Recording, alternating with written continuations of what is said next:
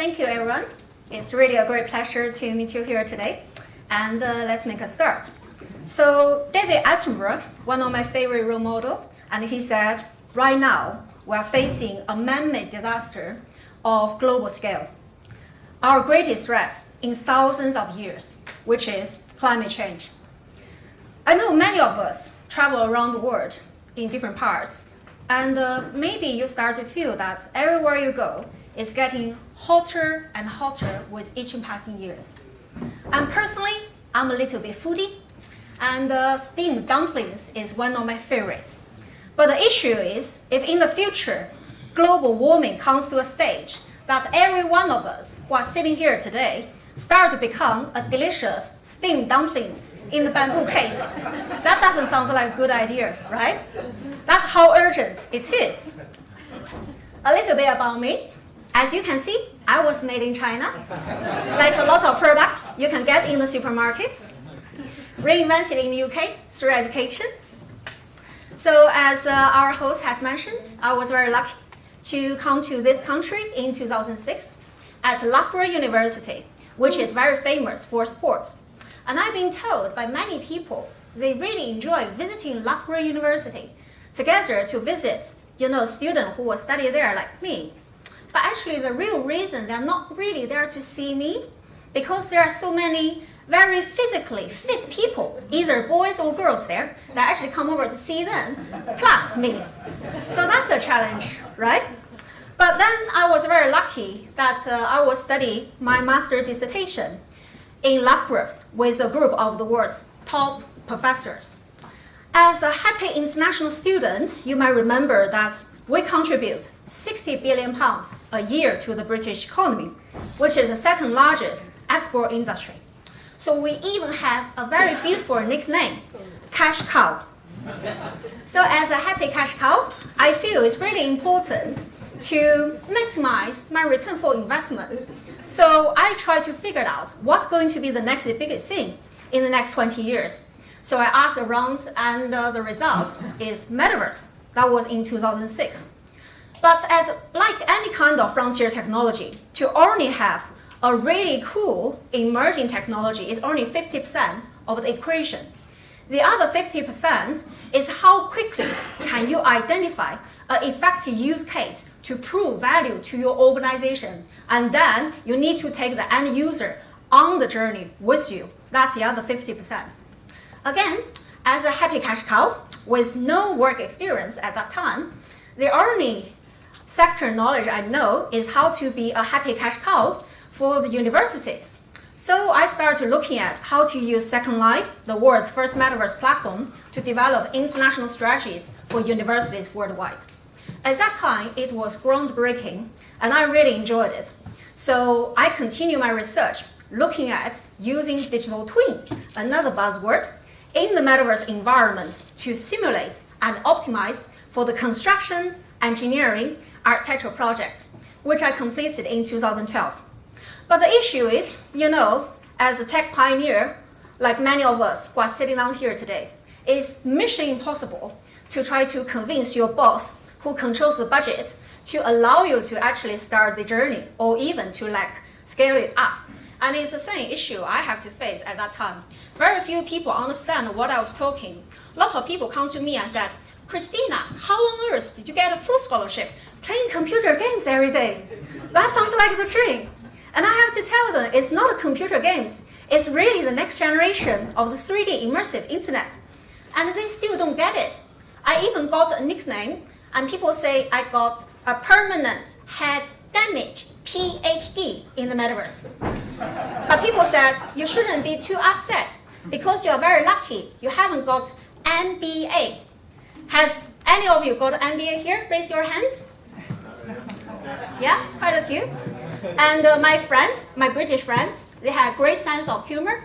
They told me that MBA can be interpreted as married but still available. So that's even more exciting, right? So as you can see, it's never easy to try to foster, technology adoption. It takes a little bit of time. So as I have mentioned, the Metaverse has increasingly become a convergence of many frontier technologies coming together to form our next generation of the 3D immersive internet, which is immersive, interactive, and intuitive.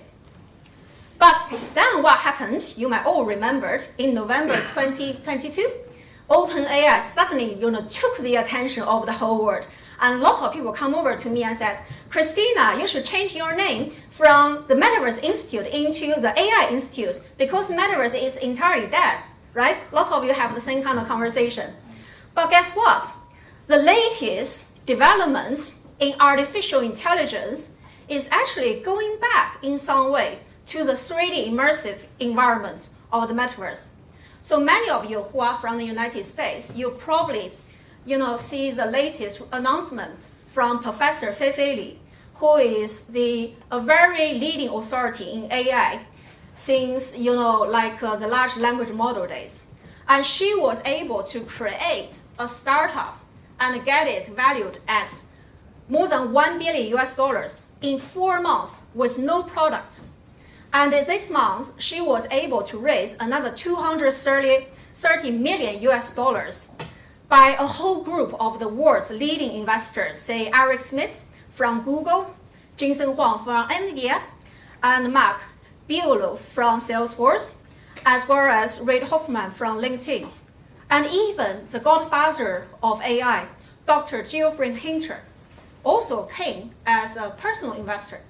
And what she wants to do is, instead of developing the next generation of large language model, she's now talking about the next major breakthrough in AI should be large word model.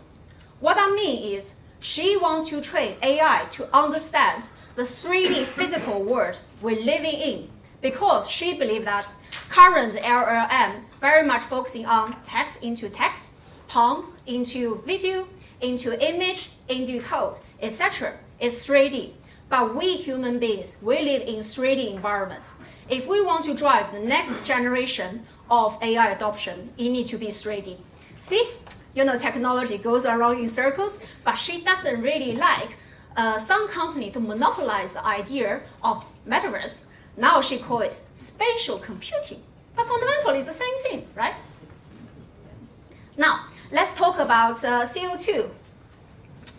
According to a piece of research from University of Massachusetts, Amherst, training one AI large language model will emit more than 666,000 pounds of carbon dioxide.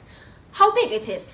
It's like more than 315 tons traveling between New York City and San Francisco on the airplane. And that was 5 years ago. We're talking about one model for 200 million parameters. But now, ChatGPT-4 is already 1.7 trillion parameters. That's 8,000 times larger than the previous one. So if you are interested, you should go to check if there is any discussion about ChatGPT's carbon footprints anywhere, because people don't want to talk about it. Because it's so big, it's so damaging. If we talk about it, we probably don't want to invest in that because it's going to get us in trouble with all the ESG compliance, right? Now let's talk about electricity. So according to the International Energy Agency, so at this moment, we only by NVIDIA alone, so last year, the average electricity consumption by NVIDIA is about 7.3 trillion work nights. And it's going to be increased by 10 times in the next 3 years. So if we put that into perspective, and the whole AI, data center as a country, it will be ranked as number 45 in the world, much larger than Kuwait, Finland, Austria, Switzerland, Singapore, Qatar, New Zealand, which is really, really shocking, right?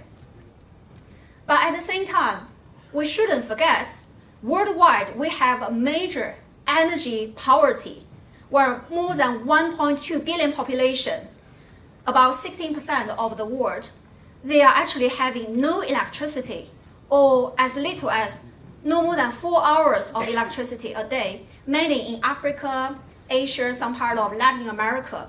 So it doesn't make sense, right? What's the solution? Luckily, last year, the major breakthrough is taking place, led by US and Japanese scientists. They have identified a new way of nuclear fusion. Using non-radioactive materials, we can generate 100 times more electricity than traditional methods of nuclear fusion. And based on their calculation, they can produce up to 100,000 years electricity for the whole planet as early as 2030. A lot of people will say nuclear fusion is always another 30 years away from now. We will see. What was really interesting is Sam Altman invested in a nuclear fusion company called Helion Energy in 2021. And the bet is he won that company to create the world's first private nuclear fusion plants 2 years earlier, by 2028, and use that kind of energy to support future of the data center, which can really be transformational. Another thing we shouldn't forget about is where do we find all this massive computing power needed to do all kinds of digital infrastructure we're talking about here, whether it's AI, digital twin, metaverse, IoT, quantum computing, etc. It's not easy. And of course, a lot of us are really passionate about how commercializing quantum can bring to the equation, because we remember in 2019, Google announced that they have achieved quantum supremacy, where they developed the quantum computer, which can run 158 million times faster. So for a very complicated algorithm, which used to run 100,000 years, now it's only 40 minutes. But the issue is, in order to run quantum computing, you need to operate at a degree which is minus 273. That's called absolute 0 degree, which is quite difficult compared with a traditional high-performance computer, which only needs 21 degree. So it's difficult to say if we start to build more quantum computing data center around the world, is that really going to offset the environment's impact? And then I think people are really smart. Actually, one of the most energy efficient, computer every one of us have access to is our own human brains. Yeah? So there are 86 billion of neurons in our brain communicating all kinds of messages throughout the whole body. And guess how low the carbon emission it is? The electricity is only about 12 watts per hour. But if we're working on a desktop computer, that will be 175 watts. So that's quite significant reduction. Therefore, the most exciting development in the space is actually called Neuromorphic computer, which is structured to mimic the human brain. And Intel is the world's largest leader in the space. And so far, they have produced a neuromorphic computer to power AI developments 50 times faster and 100 times less energy consumption, which is amazing. Now, let's talk about water. Do you know actually AI consumes a lot of water worldwide? Probably that's not something a lot of us talk about all the time. But according to the latest research from Cornell University, so the global AI water consumption can reach up to 6.6 billion cubic meter annual withdrawal by 2027, which is more than 6 times the annual water consumption of Denmark as a country, which is huge. You remember in Denmark, they have a very beautiful mermaid. So when I see this news, I'm a little bit worried. If we withdraw all the waters, away from Denmark, how could the little mermaid, swim to find Prince Charm? That would be a horrible thing, right?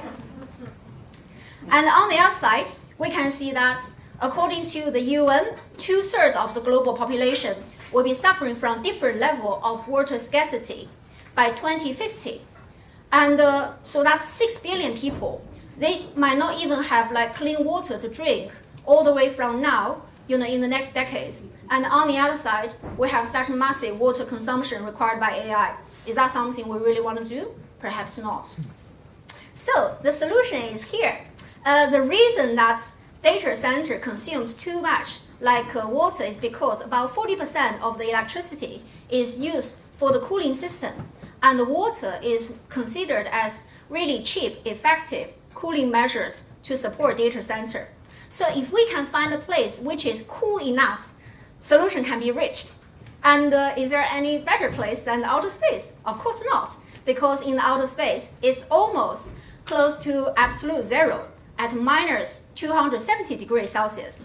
So this is a project by the EU. It was launched 2 years ago called Ascend. They put about 2.1 million US dollars, including 11 partners such as telecommunication company, Orange, HP, Airbus.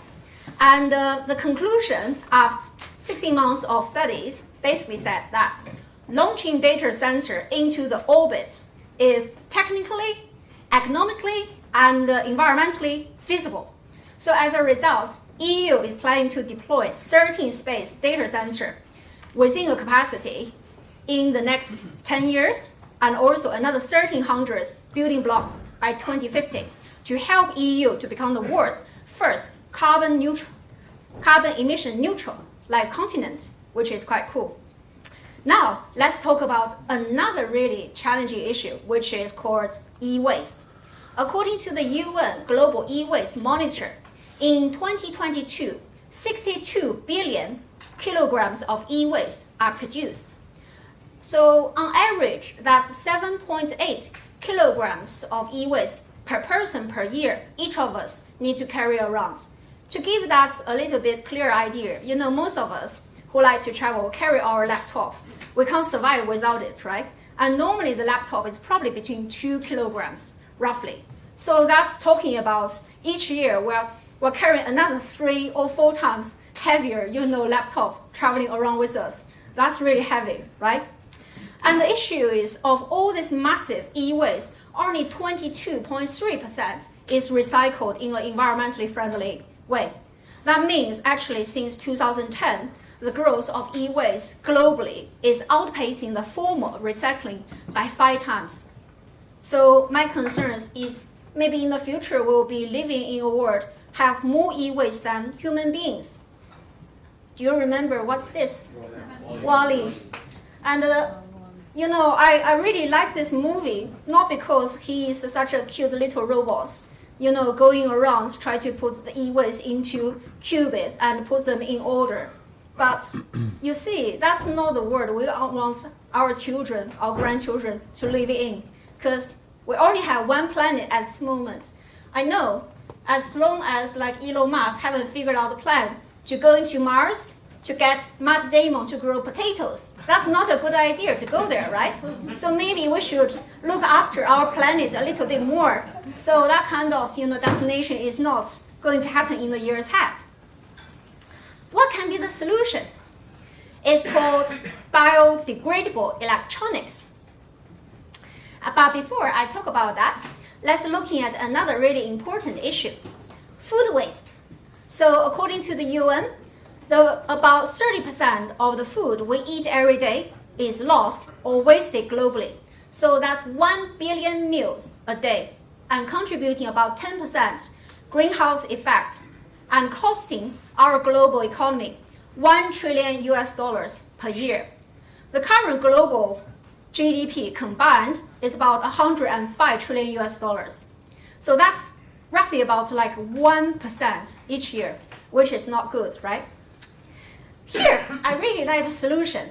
So European Commission has financed a really innovative project, basically to develop a fully functional electronic components using 100% food waste, including discarded orange, grapefruit, lemon, banana, potato, and carrot peel, and going through dehydration, pulverization, obeying fine powers, and using natural adhesive like water, honey, sugar to combine them together. And actually, this is already made available.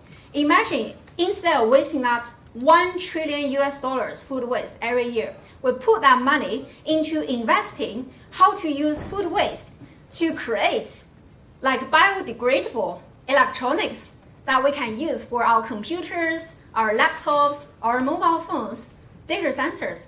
How wonderful would that be, right? Now, let's talk about something really controversial and perhaps my favorite part. Do you recognize this scene by any chance? iRobot from Will Smith, right? I think one of my friends' dad, he's like a massive science fiction fan. His favorite scene of that movie is seeing all the many hundreds of thousands of robots climbing up the tower. I find that hugely scary, but he really liked it. Okay, let's go back to this gentleman, Elon Musk. Recently, in June this year, he said something a little bit too exciting of Tesla's annual meeting. He basically said, I think the ratio of human robots to human should probably be at least 2:1 or something like that, which means that like somewhere we need to have 10 billion humanoid robots, maybe 20 or 30 billion. And I have looked into the UN statistics. If we having 10 billion like human in the years ahead, the earliest figure we can achieve that will probably be 2050. So basically, Elon Musk is saying by 2050, we should have at least 2 or 3 robots per person. I don't know about you, I feel slightly excited and scared at the same time, because I'm thinking how many more, e-waste will that generate? Does that mean every single one of us will need to eat 2 or 3 times more every day to ensure in the future we can have enough biodegradable, electronics to ensure they are all recycled properly? That would be an issue, right? And I don't want to eat that much because I think I'm already slightly overweight. That's not very environmentally friendly, right? So maybe, he said, we can have a scenario like the Terminator, where Arnold Schwarzenegger will come back saying, I will terminate you, but we don't want him to come back. So what are the solutions? You might see that a few days ago, Elon Musk, Neuralink, which is using brain-computer interface into people's brain, has eventually got FDA approval from the United States to allow him to use computer chips to treat people who are blind and try to bring back vision. And then last year, there is headline news of a Geneva-based university. They were able to use BCI to allow a gentleman who has been paralyzed for more than 10 years be able to walk again, which is phenomenal. And Elon Musk is not the only company who are doing that. There is another company called Syndrome, and they are invested by both Bill Gates and Jeff Bezos. They use less invasive brain-computer interface. Basically, they use nanotechnology to put the sensor small enough you can put it inside your blood vessel to connect with your brain source, which is really powerful. And now this is the question. Does any one of you would like to have a brain-computer interface implanted inside your brain or through your blood vessel? Raise your hand now. No? Oh, we see one. That's really cool. Maybe you should contact Elon Musk. I think he's looking for volunteers now. Although there is thousands of people, queuing for that waiting list, but maybe we can make a recommendation. Yeah. But personally, my favorite is looking at non-invasive, non-surgical brain-computer interface. So at Tsinghua University of China, last year they came out with this really powerful new user interface. Basically, they put the sensors small enough to inside your inner ear so that it can achieve the same kind of using your thoughts to connect with the digital devices worldwide, which is really powerful. Because I think if it's like that, maybe we can treat that as a new form of wearables, every single one of us, just like my Fitbit here. That would be quite cool, right? And we don't need to wear all these very heavy VR goggles, which get me headache all the time, although I'm working at the Metaverse Institute, but I have to be very honest, right? So, in the future, no need for mobile phones. Jeff Bezos and Elon Musk and every one of us, we can just use our thoughts to communicate with each other. And maybe if any one of us learn a new recipe about cooking delicious food, we can share that instantly with the whole room. We are here today. How wonderful! Especially my husband is not very good at cooking. I'm always trying to figure it out. how to make him to cook delicious meals for me using different variety. Now, here's the solution. So the things we are doing now is actually working across different UN agencies, investors, and big corporates and institutions to looking at how to use standardization to support the advancement of different frontier technology. So as our host has mentioned, I co-chair quite a few different working groups at the UN. So I want to conclude my speech by quoting my role model again, David Attenborough. He said, if working apart, we are force powerful to destabilize our planet. But surely working together, we are powerful enough to save it. In my lifetime, I have witnessed a terrible decline. But in yours, you could and should witness a wonderful recovery. So going back to my favorite steamed dumplings, I'm sure every single one of us do not want to be the happy dumplings in the bamboo case in the future. So as a result, let's work together because some of you are the most intelligent and powerful people in the industry. And I'm sure together we can make things happen and ensure we'll have a really sustainable and exciting future for our future generations to come. So thank you very much, and let's do it together.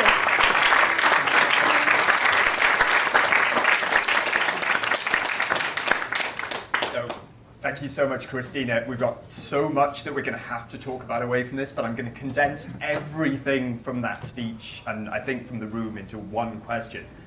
We've got a room here full of people in IT, in digital, all kinds of technology and business. Huge spheres of influence beyond the kind of internal company sustainability to clients, to partners, to the wider ecosystem.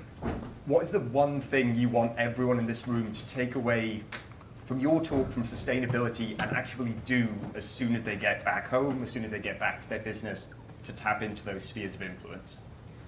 Life is short, so I'll keep it short.